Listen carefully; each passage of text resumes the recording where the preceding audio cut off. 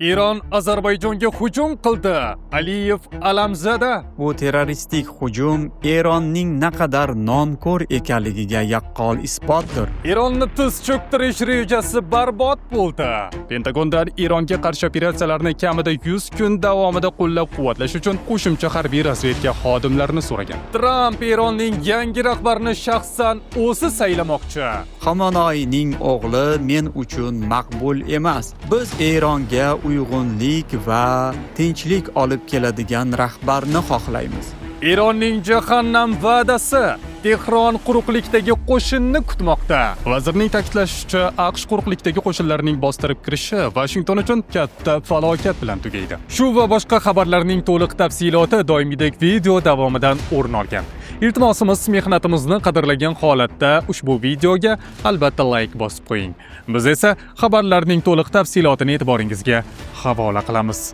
Bazadan registratsiyangiz chiqmayaptimi? Mehnat shartnomangiz yo'qligi uchun jarimaga tortilishingiz mumkinmi? Biz Moskva va Sankt-Peterburgdagi hamyurtlarimizga hujjat ishlarida professional yordam beruvchi 10 yillik ish tajribasiga ega ishonchli xizmatni taklif qilamiz. Registratsiyani bazaga kiritish, trudavoy dogovor tayyorlash va uydamleniyaga yuborish, zapret va deportni oldindan tekshirish, reyestr va ba'zi muammolarga yechim topamiz. INN va SINLS olish, tibbiy sug'urta va yana 20 ga yaqin xizmatlarimiz mavjud. Ishingizni mutaxassislarga topshiring va xotirjam bo'ling. WhatsApp va Telegram orqali ushbu raqamlarga hoziroq yozing. 24/7 xizmatingizdamiz.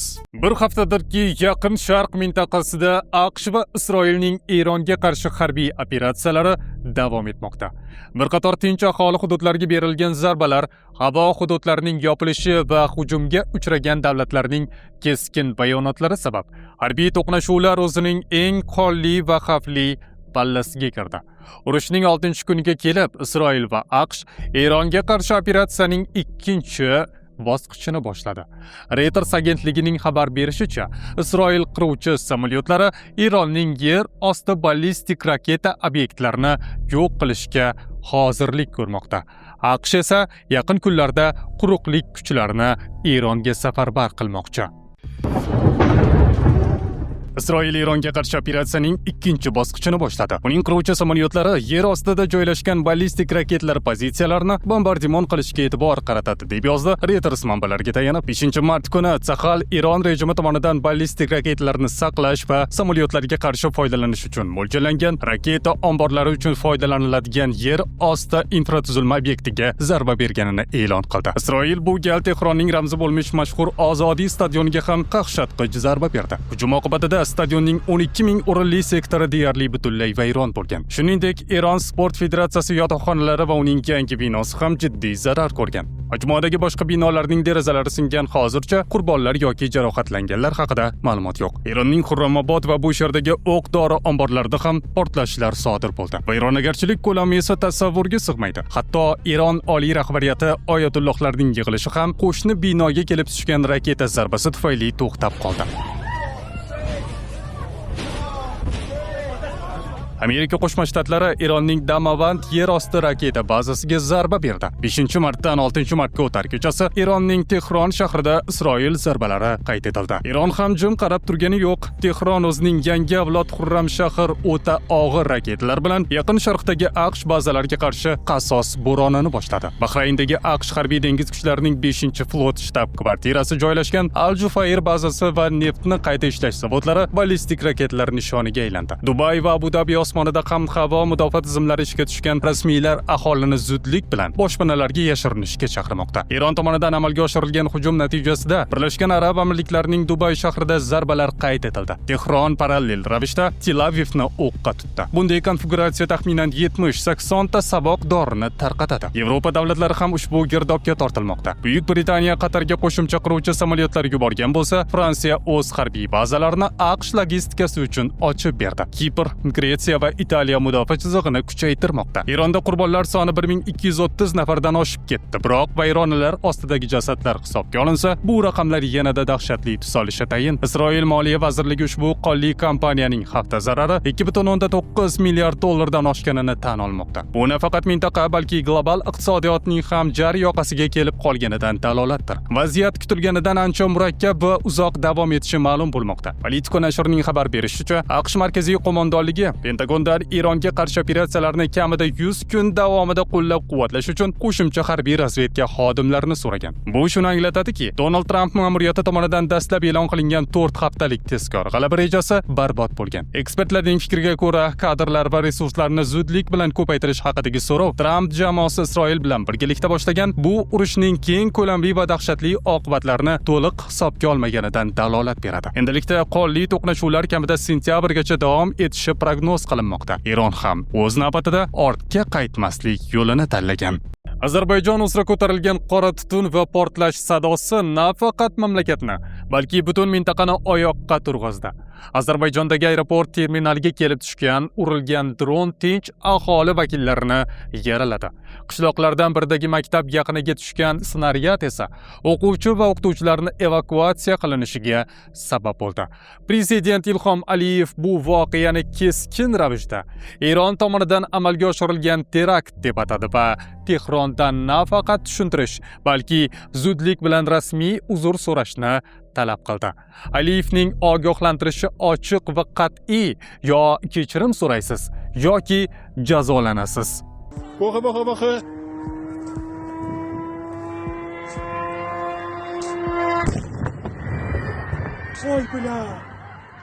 5-mart kuni Naxchevon Muxtor Respublikasida yuz bergan portlashlar tafsiloti ma'lum bo'ldi. Eron hududidan uchirilgan aytilayotgan dronlardan biri to'g'ridan-to'g'ri aeroport terminali binosiga borib urilgan. Ikkinchisi esa Shakarobod qishlog'idagi maktab yaqinida qulagan.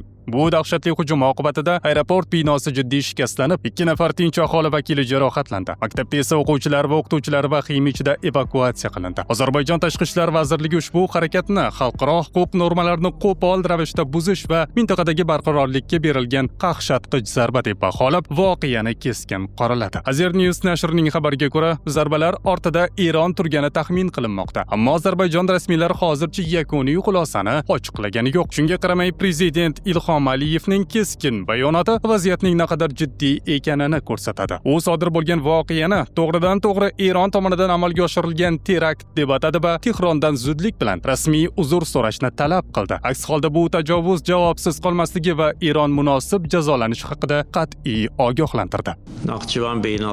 Naxchevonga qilingan ushbu terroristik hujum Eronning naqadar nonko'r ekanligiga yaqqol isbotdir. Biz qo'shni davlatlarga tajovuz qilish niyatida emasmiz, ammo hududiy yaxlitligimizni himoya qilishda hech narsadan qaytmaymiz. Eron unutmasin, biz Armaniston agressiyasini qanday to'xtatgan bo'lsak, har qanday yomon niyatli kuchni xuddi shunday mahv etishga tayyormiz.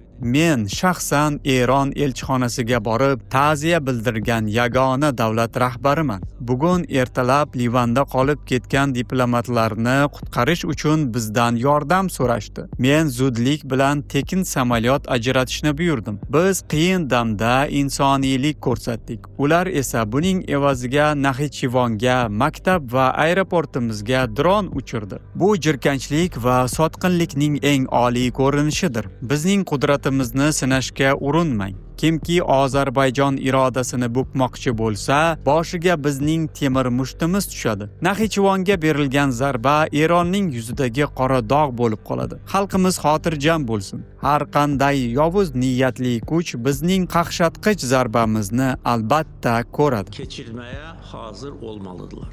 Bunga javoban Tehron ayblovlarni mutlaqo rad etib o'zini oqlashga urinmoqda. Eron tashqi ishlar vaziri o'rinbosari Kozim G'aribobodiy mamlakatning mudofaa strategiyasi faqat dushman bazalariga qaratilganini aytib, Naxchevondagi hodisaga aloqasi yo'qligini ta'kidladi. Tashqi ishlar vaziri Abbos Arakchi esa ozarbayjonlik hamkasbi Jeyxun Bayramov bilan bog'lanib, ushbu portlashlarni provokatsiya deb atadi va buni Eronning qo'shnilari bilan aloqasini buzishni ko'zlagan Isroilning hiylasi bo'lishi mumkinligiga ishora qildi. Arakchi bu voqea oqibatida jarohatlangan Ozarbayjon fuqarolariga hamdardlik bildirarkan, Eron qurolli kuchlari surishtiruv boshlaganini ma'lum qildi. Hozirda ikki davlat o'rtasidagi diplomatik aloqalar qil ustida turibdi. Bir tomonda qat'iy talab qo'yayotgan Baku, ikkinchi tomonda esa biz qilmadik deya Isroilni ayblayotgan Tehron. Bir kun farq bilan ikki qardosh davlat Ozarbayjon va Turkiya hududida sodir bo'layotgan bu kabi agressiv harakatlar oddiy tasodifga o'xshamaydi. Hozirgi geosiyosiy vaziyatda Eron va Ozarbayjonni to'g'ridan-to'g'ri urushga tortish, Turkiy dunyo birligiga zarba berish va mintaqani olov ichida qoldirishdan manfaatdor tomonlar ko'pligi sir emas. Naxchivondagi aeroport va maktab yaqinidagi portlashlar bu shunchaki harbiy xato emas, balki qasddan qilingan provokatsiya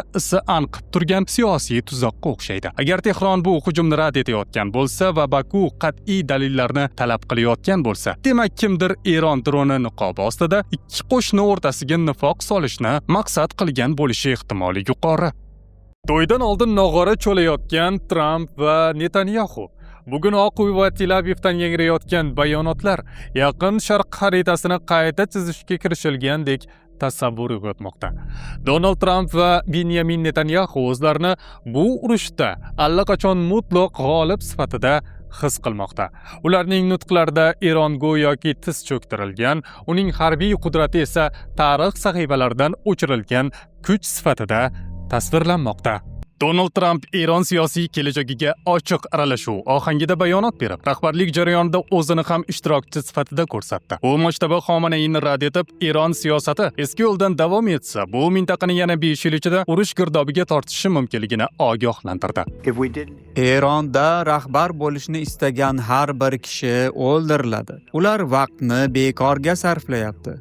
Xomanayning o'g'li zaif shaxs. Men tayinlov jarayonida ishtirok etishim kerak. Xuddi Venezuelada Delsi bilan bo'lgani kabi. Xomanayning o'g'li men uchun maqbul emas. Biz Eronga uyg'unlik va tinchlik olib keladigan rahbarni xohlaymiz.